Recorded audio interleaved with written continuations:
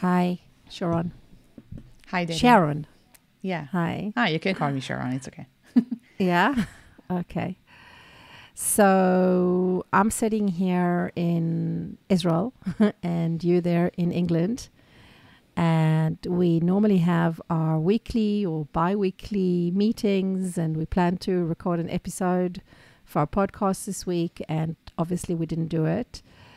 Nobody was in the mood and we couldn't even think about it. But we decided today, which is the 6th day to the war that's going on here in Israel, to spend a few minutes and speak to one another like this and record the conversation. So, and use our platforms, our podcast, to spread the word. And, if people want to hear what it's like in Israel and what it's like being an Israeli living outside of Israel, maybe, they'll get a better sense of what everybody's going through. And it's not normal.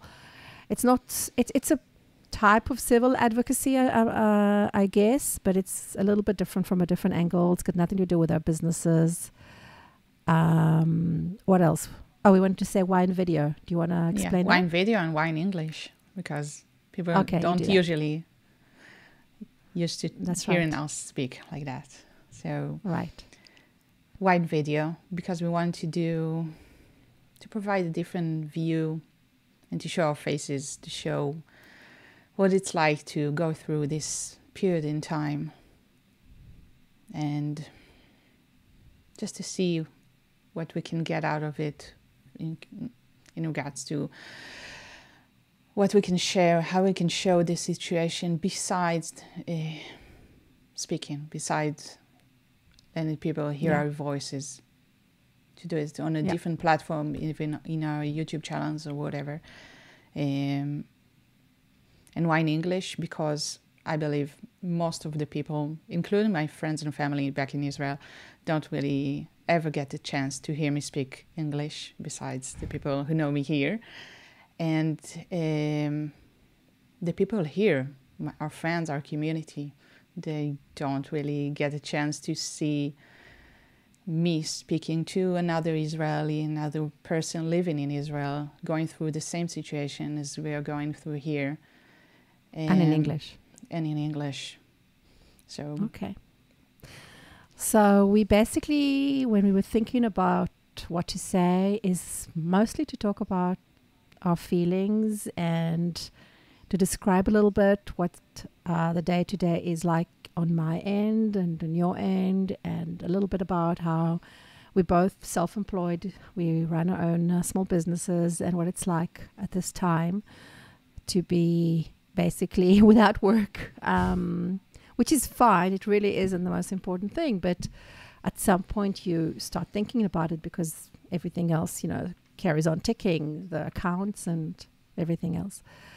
So shall we start with just, talk about our feelings at these days, how we able to even, function, sleep, eat, what it's like there? What it's like here. First of all, I have to say, as I said before, I feel like physically I'm here in England, but in my heart, in my mind, I'm back in Israel. I'm watching news all day long in Hebrew, trying to mediate to the kids some of the information we receive, not all, as you can understand, but I'm trying to be a member of the community here, trying to support other Israelis living here, try to support my family back in Israel. But it's really hard. And we keep hearing stories about our family members. We have some of them who had to leave their home. Suffered losses. Who suffered losses. And we can hear it from all the people we know back in Israel. I don't think there's one Israeli not impacted by this situation. Absolutely. And the feelings are hard. I have to tell you, the first few days, I'm sure most Israeli can empathize with this. We couldn't even function. We couldn't even set up dinner or breakfast or whatever, it was hard getting out of bed. It was difficult to sleep. Difficult to sleep, difficult to talk to the kids. Whenever I try to talk to the kids and try to explain why mom and dad are crying, I staying in the room, staying in the bed, not really able to speak, just watching television in Hebrew, trying to catch up with the news. It's really hard. And your kids are pretty young. And my kids are young, yeah. So, and they don't really know what is a terrorist. They've been living here for the past 3 years. So for them, the reality that they know is English. They don't really know what it is to be in a war, to be in a state that is constantly being attacked by other people. Lucky for them. They don't know the difference between being a Jew and being an Israeli and being a person of the world and a person who is connected to many friends and families and communities distant from where we are. Was it like for you? Yeah, on our side, well, obviously here in the middle of Israel, in the center of Israel, that's where I live.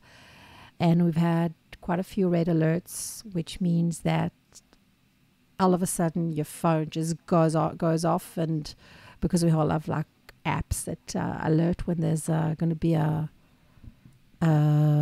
Iron Dome intercepting the rockets, and obviously the siren goes off in the neighborhood and in the city, and we all run to the shelter. And we've had that a few times besides Saturday morning, which was like, I'm going to divert a little bit, but Saturday morning, 6:30, when it went off and we all like woke up. I woke up early, okay, normally on a Saturday, but around 7:45, 7 o'clock, 6:30, I never put an alarm. It just goes off. I just wake up. And when it went off, in my heart of heart, I knew that this is something different. I don't know why. I tried to go back to bed for maybe half an hour. I couldn't sleep. There were no reports yet of what happened. You know, we heard a few Iron Dome interceptions, but I decided to go to the lounge and, you know, put on the TV and watch something, which is what I normally would do if I get up too early on a Saturday before I go to exercise or whatever. And at some point, maybe around 7:15 or 7:30, I switched to Israeli TV. Normally I just like I'm on Netflix or something. And I start seeing that, you know, the usual channels, 12, 13, 11, that they're starting to report live and that something's happening. And and that's it. That's it. And after a couple of hours, everybody went back to bed, my kids, my husband. And after about 2-3 hours, I woke my husband up and I said, listen, this wasn't just a red alert. It wasn't just Iron Dome intercepting a rocket. It's actually, I don't know what word to use, but something's going on. This is like way, way bigger than we've ever known. And that was at 10 o'clock in the morning. Like, little did we know what we were going to find out later. Yeah. And since then, it's been basically nothing. You know, the first few days, we just, you know, we were at home. Everything stopped. Just about everything stopped. Even at some point, I think the supermarkets weren't open the first couple of days. Everybody was scared. We didn't know what was going on. We were all glued to the TV and to our phones, and we kept getting, you know, on TV and everywhere, stay at home, don't go out. You know, there are terrorists out there, and you don't know where where they might get to. And so obviously there's no school. There was no school. There is no school yet. We don't know. The kids were supposed to go back to school on Sunday or Monday, and they're saying that maybe on Sunday they will go back, but I don't know. And I think a lot of parents are not going to send the kids, even in more the central areas. Yeah. The gym closed, obviously. It only opened, I think, yesterday. But again, I went to a class this morning, and it was very difficult to concentrate. At some point, there was also, we started hearing Iron Dome intercepts, even though there wasn't a red alert, and everybody started scrambling, and then the teacher just did some relaxing thing, and we just finished because you can't concentrate on anything. You basically let alone work, let alone just about anything. You eat because you have to. You sleep at some point because you have to. And the first few nights we slept with the TV on the whole night, which we never do. And it's and amidst all that, I must say that I had a few things with clients that I needed to do, some meetings, and that they asked me, and I asked them, is it okay? You're okay to do the meeting? And I said, if you're okay, let's do it. And we did it on Zoom, obviously. But other than that, everything got cancelled, obviously. What else? No marketing. I can't even think of doing anything to do with marketing or business development, or I think the most I could do these days is just play around on Excel. That's the only thing that gave me some, I can't even say joy, but it was something I can do, just because it's so mechanical. Just to keep yourself busy. Yeah. Not to think about the situation. Yeah.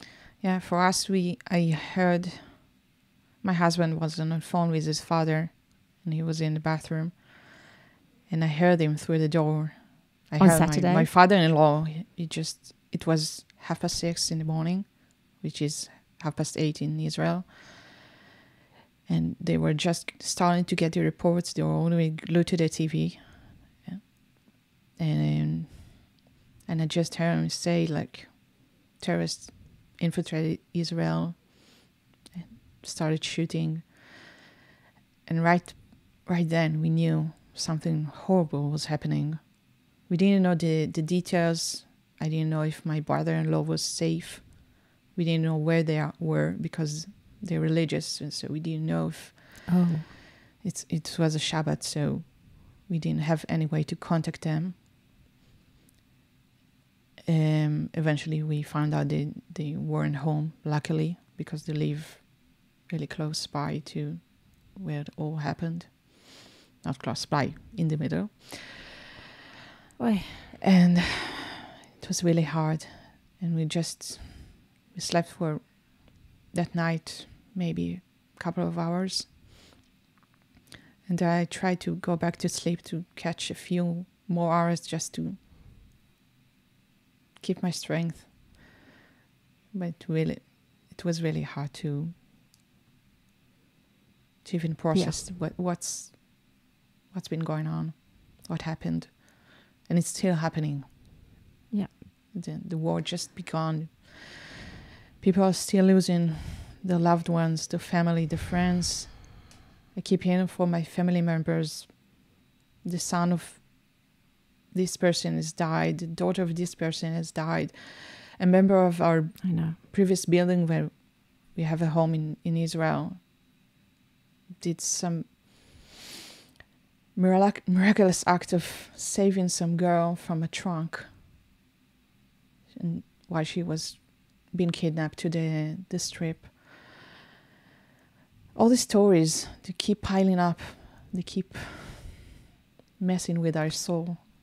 And even I keep thinking that the word story is not the right word. I'm trying to It's not the right find word. what the right word is. It's so difficult. It's because story sounds like a story, like a story on Instagram. It's not. It's not. I can't find the right word. I wish I could find the right word. Something that happened. I don't know how to describe it better because it's the reality that we live through. And I was just talking to a friend who is also in Israel, living here, earlier today, and we talked about how we are all post-traumatized, no matter what age we are. As long as you're an Israeli, you've been through something. You've been through war, you've been through attacks, you've been through fear. Intifada back then in 2000. Yeah. You've been through a lot. And as a young mother, I remember there was, I don't even recall which operation, which war was it, but I remember taking both my girls. My husband was in the IDF. Sukhitan probably in 2014. Yeah. 13, no, maybe 1 year 14, later. 14. 14, No, I know. yeah, It was that's 14 the one. because I There remember it were well. only very 1 well. year. And I remember taking them. Yeah, I think I was even at the beginning of the pregnancy with my son, or just before that. And I just picked them up. I have twin girls. I just picked them up with both my hands and ran to the shelter in our apartment. And the window was closed, and I closed the door. And I was just panicked. And whenever I talk about these feelings, it all comes back again. Listen, I'm constantly fighting an urge to vomit. It's like sitting here and I keep pushing it down, and every time there's a new name and you hear the families recounting, or you just see the names being called out on the TV, and the ages, oh my God, most of them are so young. I'm not even talking about the people from the rave. They're also mostly young, but the soldiers and from the kibbutzim there, and it's like, And the babies and the kids. I don't know even. It's I range from it's unfathomable. wanting to vomit and wanting to let my rage out. I don't know how else to call scream. it. Yeah, To scream or to cry or to. Yeah, and we have to keep it together because we have kids, and you can't really do that. I just saw a drawing yesterday. I believe you saw it as well, of an artist from the caricature. Caricature of a mother trying to protect her girl from all the evil. Yeah, I saw that. It describes exactly what we're feeling as mothers, as parents, as people. Yeah, the normal person's brain can't comprehend these kind of things, especially not this day and age. Things happened, horrible things happened like this in the Holocaust in the 1930s, 1940s. Yes, ISIS, yes, Al-Qaeda, but you think that these things were eradicated, and you don't think that people can be as evil these days. There is some kind of there's a feeling because of technology, because of the year we're living in, the century, the decade we're living in, that everything is modern. We've gone past it. That we became better than the people living in 1940s, for example, our grandparents. But it's not. Humanity remained the same. Evil remained the same. Nothing changes, huh? Nothing changes. I wonder if things are going to change after this. I hope that they do, because we know it's like we're missing COVID now. We think, COVID was a piece of, and it wasn't. It wasn't. With all due respect, it really wasn't. Yeah. But all of a sudden, it seems like I'd rather have be in the COVID era and not in this era. And at least with COVID, it was a virus, not people killing each other. Not human beings, exactly. Not human beings, and I don't. They're not human beings. That's the whole thing. I don't consider that they're not them human beings. No, there are beings. There are. I don't even know how to call them. We were talking earlier before we started recording about people abroad, people on the outside looking in to Israel, trying to rationalize the attack, trying to rationalize everything that's been going on, or ignore it altogether, or not even speak. And I'm trying to explain to our friends over here who are part Jewish, part not Jewish, or English, or whatever. I'm trying to explain to them what we've been through, what we're going through right now, what our children are experiencing, even though we try to keep them away from the news. And it's really hard. I'm really lost for words right now. And even maybe they hear this and understand it. Hopefully when they hear this, they could somehow relate, somehow try to comprehend some of the feelings, some of the reality that we are facing now. Yeah. Well, another reality I can tell you that my study is in the shelter in our apartment, and I can show, and I will also talk because some people will be listening as a podcast and not a video. So I found this old, very old, I think it's over 30 years old, transistor radio that works also on batteries, and it works. It took us a long time to find it in our deposit. We have a deposit with a lot of things downstairs, and I gave up on finding it because we couldn't find it. And then my husband the other day said to himself, no, it has to be somewhere. I thought I gave it away or threw it out, but it turns out that I kept it, and just as well. Not that I think we're going to get to use it, but you never know, because 2 or 3 days ago, everybody was panicked here because they said you have to have some kind of radio, some kind of means of communication, of getting communication that is not based on electricity. And nobody has those kind of things these days. And that doesn't rely even on Wi-Fi or internet. And who has that? But yes, I found one and it works. So I have that here. It's with batteries, obviously. And I have, you can see here, I have a mattress. If we need to sleep here, obviously, and I have some chairs and other things behind this curtain, and I have food and water and a bucket and chargers, for the cell phones, like spare ones, cordless ones.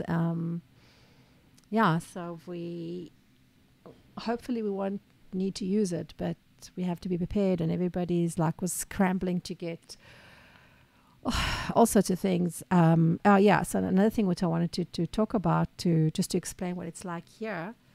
I'm on a million WhatsApp groups, the neighborhood, work, all sorts of walks of life. For just about anything, there's a WhatsApp group, and I joined some others now to deal with the civil advocacy, especially people speaking other languages like I do. They want as many as possible to put up things on their social media, and the amount of information that goes on, it's just, my phone and my WhatsApp were at some point collapsing. It's always very busy, but not like this.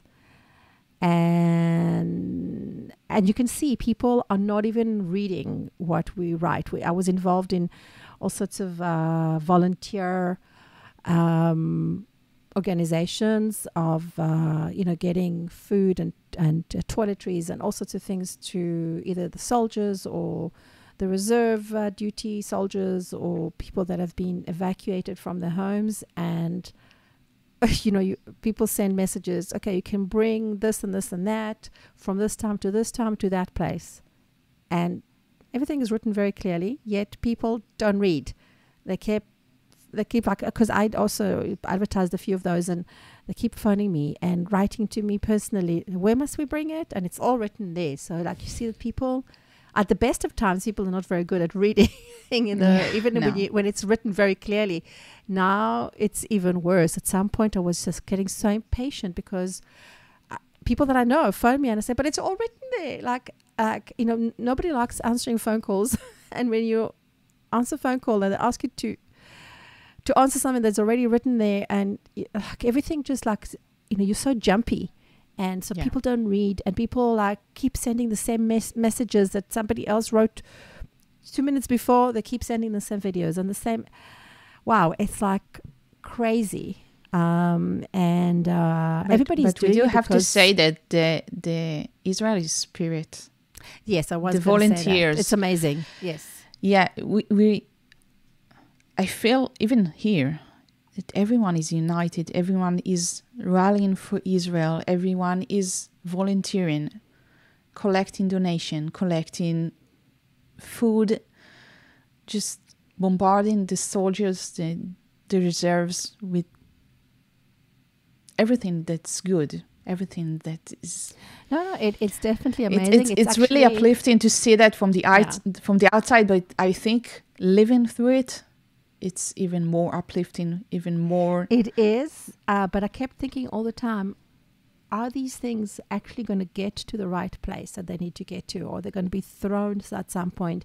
And I'm sure some of it a will lot be of it thrown, will but be thrown most out. of it is getting to the right places. I hope so. I really hope so, because people are really donating from their own pockets, and as I said, not everybody's pockets are going to be very lined up at the end of this, because not everybody's salaries are going to carry on ticking, and people that are self-employed, I suppose most are not creating much work these days, like in my case and your case as well, because you also work with Israelis.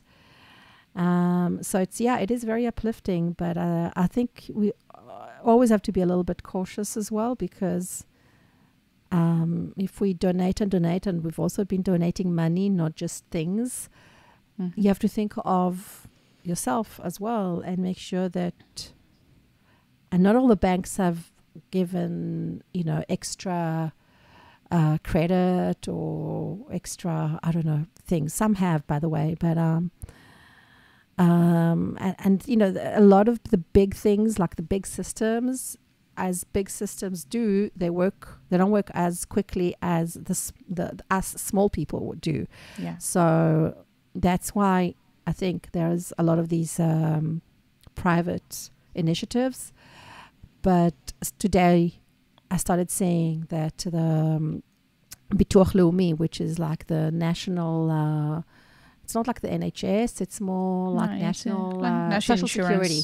Social security, I think, would be the equivalent in America. Already put up a new thing in there on our site with, I put it up on my Facebook, by the way, a link that explains like what to do, on what facilities there are, both financially and emotionally, if you are if you've been like a victim of one of these crimes, or if you have family if you've lost family, or even if you have a panic attack, because a lot of people are going to be panic stricken, and there's also facilities there's so many people here, and we are nothing compared to the people that are the first line, and people that have also been doing the important yet horrific work of dealing with the bodies, and they're going to be traumatized for life then themselves. They will also need support. So these big organizations, these big institutions are finally doing things to show, it takes time to organize. You can't organize it within a few hours. It takes a few days. So things are starting to, people are starting to think already about tomorrow and about next week and next month and money and all those kind of things. So just be careful not to, think about yourself as well, even though money is not the important thing right now.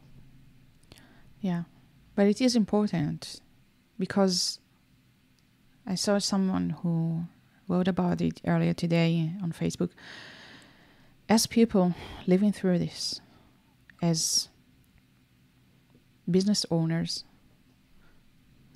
we're experiencing a different kind of anxiety, I think, on top of the regular anxiety we're experiencing, of what will happen with my business, what will happen with my income. Exactly. Because we really don't want to think about it, because we're trying to stay in the moment and trying to be there for our friends and family and trying to be there for our kids. But it is something we're thinking about, and it is important to keep going. If you have any clients, just keep in touch, see how they are. Yeah. Try to keep the work going, if you can, if it's possible. Yeah, I think, and But if you have... but for some of us, it's been quite... Impossible. As you said, I have only Israeli clients, and I was planning on doing a marketing event next week, and Yeah, I was gonna ask in you the middle of about the that. campaign, and I just shut everything down because it's really not the time, and I don't really have the energy to deal with anything right now. So I just stopped it. I'm supposed to send a message to everyone who registered for it. And it will be postponed to another time. I don't know when. I was supposed to have a meeting today with a client, and I also postponed it to a different time because she's with her kids and she's not really available to do that. And it's hard because we have to think about now, and we have to think about how we're coping with the day-to-day. But we also have to think about the future, the next few weeks, few months, what we're going to do. Yeah. So I think if we can give any advice, any thoughts about this matter that might help someone, that'd be good. Well, as I said, the only thing I can think of really is donate, but don't go overboard if you can't afford it. There are lots of people who can afford it, by the way. I've been shown donations that are being made by millionaires who can afford it. So, good. I think But that's the sometimes only we thing I can can think of donate right now. time or donate from our experience, our knowledge, our expertise. Exactly. So that's another way to participate, to help Exactly. another person. Even if it's only just calling a friend or texting a friend on WhatsApp and asking, how are you? How are you doing? How are you dealing with the kids? How are you dealing with work? And just be there for one another. Yeah. And that's all I've been doing for the past few days, because that's all I can That's all you can think do of. from where you are. And I can say that on, as I said earlier, my WhatsApp and my phone are like, whoa, I've never seen them like that. But one thing that I try to do every day is go into my media and delete, because I normally hardly ever download anything that comes through my WhatsApp, because I have it defined that way. But I do now, because there are some videos that are being sent that are important, or some pictures, or I don't know, PDFs. But I try every few hours, and certainly every day, to go through and just delete before the WhatsApp does its backup. And if it goes into my Google Photos, to also go there and delete what's not necessary. Keep some things, yes. And obviously put away in my Dropbox or wherever things that are important, but also keep the phone with space, because we can vary. In the next few days, people are going to find that their phones are just like running out of space because of all these big videos that are each are a few gigabytes sometimes, or many megabytes. So try and make more space so that you can also record and you can also receive other things. I think also a mental capacity to watch videos of what's been happening. We really need to screen the intake to decide what we want to see, what's important for us to see right now. And we can empathize with other people without seeing the horrors.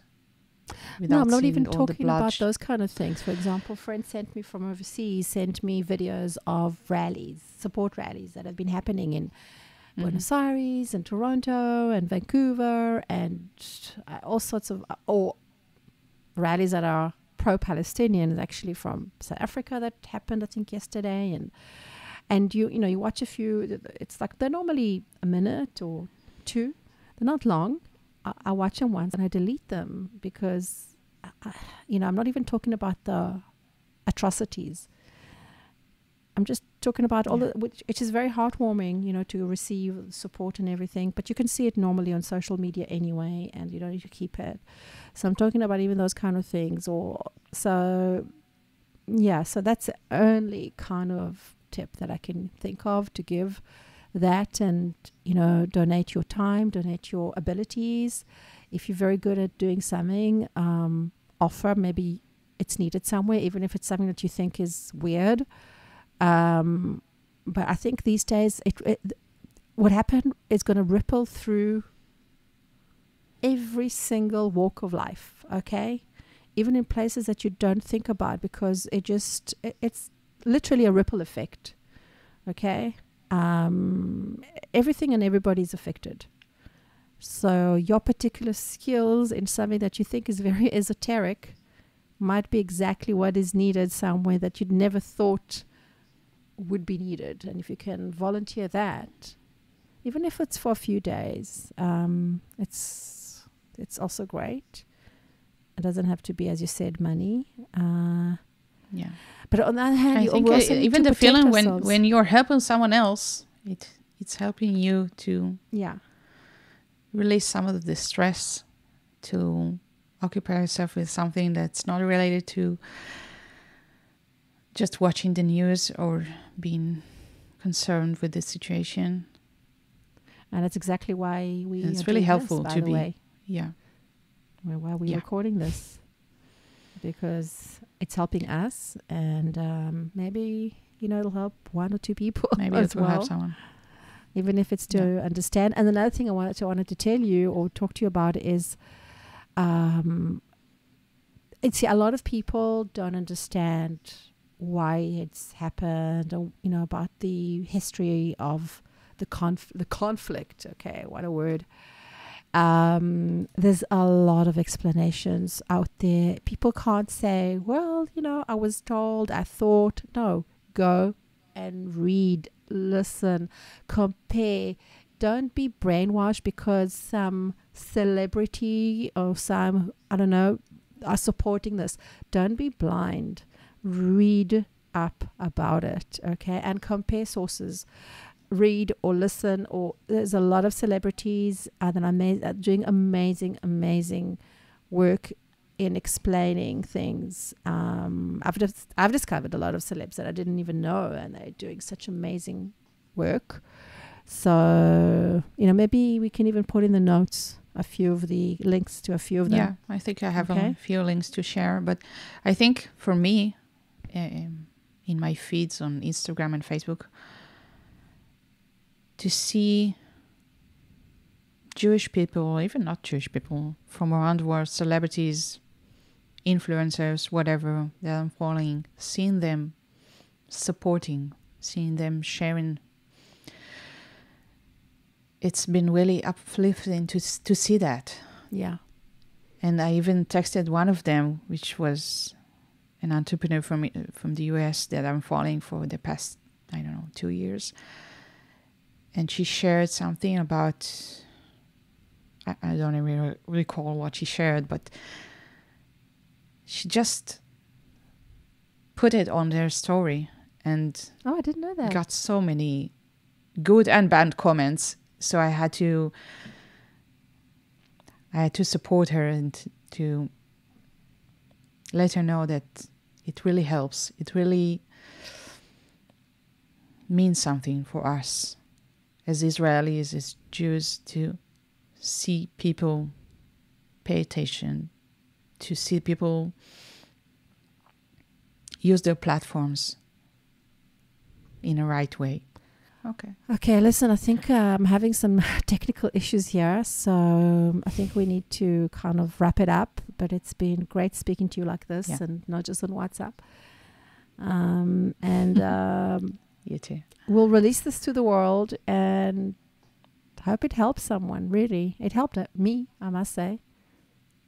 So, me too. Great. And I'm happy we did it in English, because I'm eager to send it to all my friends over here. Very brave of you to do it in English, and brave of me to do it with video. I must say, because I'm not a big Actually, fan of video. the people I'm most scared of sharing this with are my family, because I don't believe they ever heard me talk like this. I think they're going to be astounded. They only hear me speak Hebrew, so they're going to be astounded. They're going to be proud of you. So I'm proud of you. Amazing. I got a... I think it was the first time you ever heard me speak. So. Exactly. I'm going to ask you to do it again. And next time we do an episode, a professional episode, we'll do it in English. Yeah, maybe. Great idea. Okay, on that note, sending you a big hug and to all the listeners. Back to you. And we'll do a quick edit. I think we're not even going to run it through the usual sound editing, and we're going to put it on both our podcasts and send it to the world. And if anyone wants to reach out, DM, text, whatever, ask anything, you're more than welcome to contact us, and we'll be happy to talk to anyone about this matter or anything. Yep. We're going to put all the links in our descriptions of this episode.